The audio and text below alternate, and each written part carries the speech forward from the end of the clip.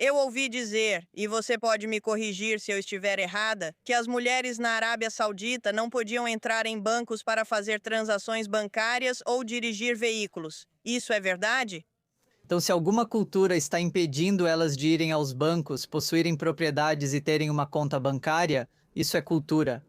Porque um dos direitos que o Islã deu às mulheres é possuir bens.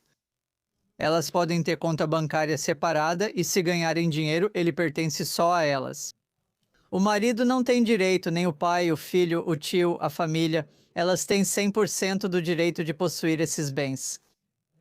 Isso é o Islã. Se alguém discorda, é cultura. Sim.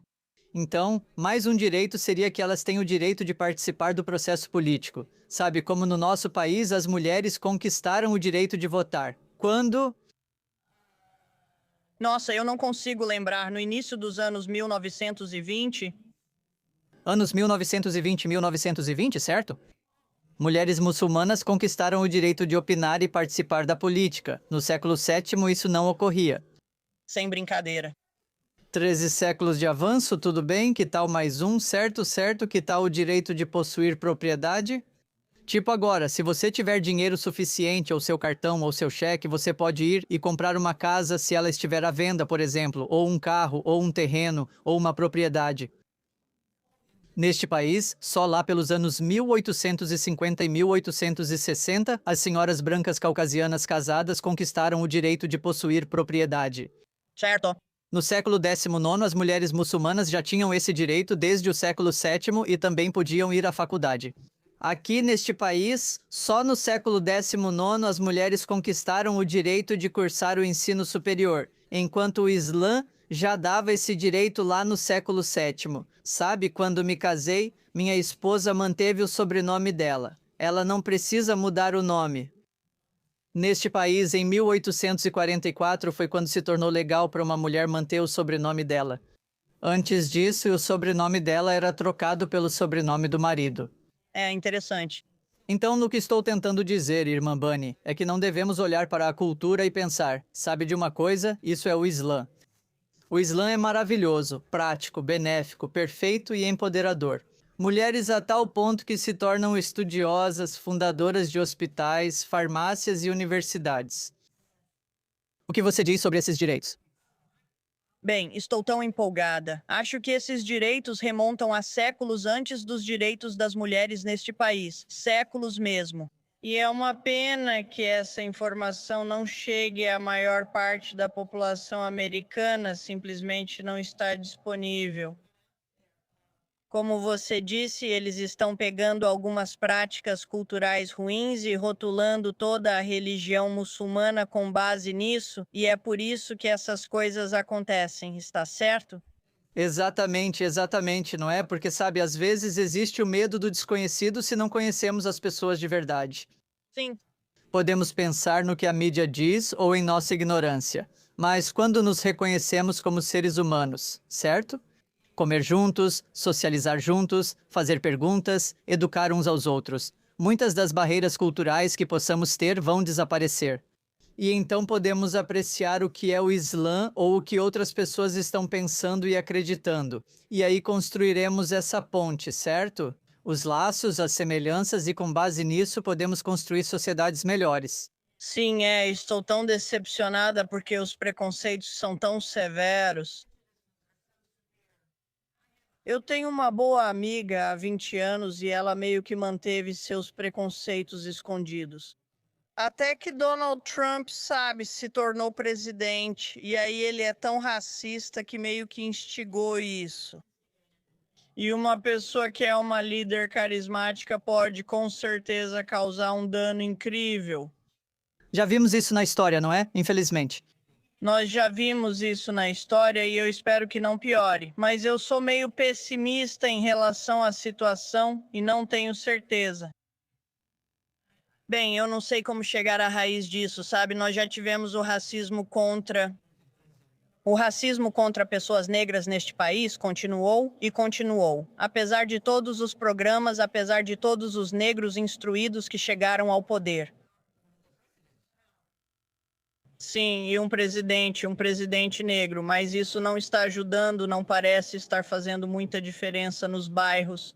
Ainda existe ignorância quando há pessoas ignorantes. Elas tendem a não querer evoluir ou mudar as ideologias com as quais foram impregnadas desde crianças. Como você lida com o racismo, sabe? Então, existe uma solução que o Islã tem contra o racismo sistêmico? Devo resumir rapidamente isso com sim, absolutamente. Veja, antes do Islã ser reintroduzido na Arábia, a situação era semelhante ao que estamos passando agora. Havia racismo, as pessoas sofriam discriminação, preconceito, ódio e violência baseados em origem racial. Então, o que o Islã fez foi dar a eles um senso. Existem muitas passagens no Alcorão. Isso deu a eles a noção de que todos nós descendemos de um homem e uma mulher, certo? Adão e Eva. Então, o Islã deu a noção de que somos uma família. Existe uma passagem no Alcorão, Irmã Bani, capítulo 49, versículo 13. Hoje você vai receber uma cópia gratuita do Alcorão traduzido. Se não tiver, pode pegar. Na verdade, eu tenho uma. O Dr. Akhtar me deu uma, ele deixou no seu consultório. Sim, ele fez isso. Tem um capítulo lá, capítulo 49, versículo 13. Ok, deixa eu te dar a tradução, tudo bem? Deus está falando conosco e dizendo, ó humanidade, ó seres humanos, Deus criou vocês a partir de um homem e uma mulher e fez de vocês nações, povos e tribos. Para que vocês se conheçam uns aos outros, não para que odeiem, desprezem ou discriminem. Deus está dizendo para que se conheçam. Então Deus diz que as melhores pessoas entre vocês são aquelas que têm boas maneiras, que temem a Deus. Esse foi um dos versículos mencionados. Depois, o profeta Muhammad, que a paz esteja com ele, fez o seguinte.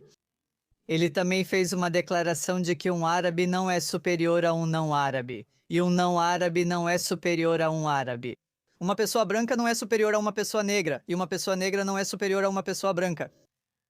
A melhor pessoa entre vocês é aquela que é piedosa, certo? Uma pessoa de bons modos. Então, o que ele fez foi incentivar as pessoas a libertarem os escravos. Sabe, antes disso, os escravos eram presos. Eles não tinham como escapar. O Islã se opôs à escravidão e ao racismo, continuando a libertar escravos, certo? E então aquelas pessoas que foram libertas. Ele os capacitou, deu bons empregos, boa educação, deu boas posições para que pudessem escapar da pobreza e tudo mais. E ele incentivou casamentos entre diferentes raças, correto? E então ele também garantiu que eles se sustentassem sozinhos, então ele incutiu a importância da educação entre todas as pessoas. Então, levando tudo isso em consideração, o racismo foi identificado, enfrentado e abolido em seu tempo. Então é assim, depois o que ele fez foi conectar a humanidade e dar a eles a consciência de que existe um Criador.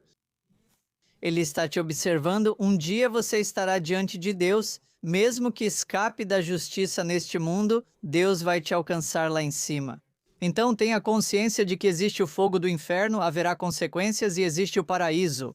Então ele deu toda essa consciência e por fim garantiu que ninguém estivesse acima da lei. Se o líder do país fizer algo errado, ele será punido da mesma forma que a pessoa mais pobre. Então, levando tudo isso em consideração, a escravidão e o racismo foram enfrentados em sua época. Então, se quisermos combater o racismo, não podemos fazer isso sem espiritualidade, sem a orientação de Deus, sem levar as pessoas em consideração. Sabe, todas as pessoas são iguais, não importa se você é o presidente do país ou a pessoa mais pobre do país. Então essa é uma solução. O Islã trouxe isso contra o racismo. Nosso país tenta combater o racismo há séculos. Muhammad, que a paz esteja com ele, ele combateu isso em 23 anos.